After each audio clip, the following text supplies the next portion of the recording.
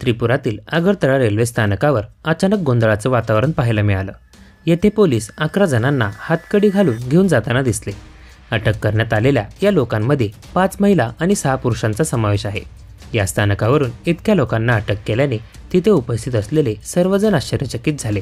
दरम्यान व्हिडिओत पुढे जाण्यापूर्वी चॅनलला सबस्क्राईब करायला विसरू नका। आगरतळा रेल्वे स्थानकावर या 11 जणांवर पोलिसांची आधीच नजर असल्याचं समोर आलं आहे। पोलिसांनी त्यांना थांबवून ओळखपत्र वगैरे दाखवण्यास सांगितलं असता ते दाखवू शकले नाहीत। चौकशी केल्यावर असं आढळून आलं की हे सर्व 11 लोक बांगलादेशी नागरिक आहेत, जे अवैधरित्या त्रिपुरामध्ये दाखल झाले होते। भारतात येण्यासाठी आवश्यक असलेली वैध कागदपत्रेही त्यांच्याकडे नव्हती।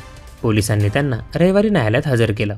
तिथून त्यांची न्यायालयीन कोठडीत रवानगी करण्यात आली आहे।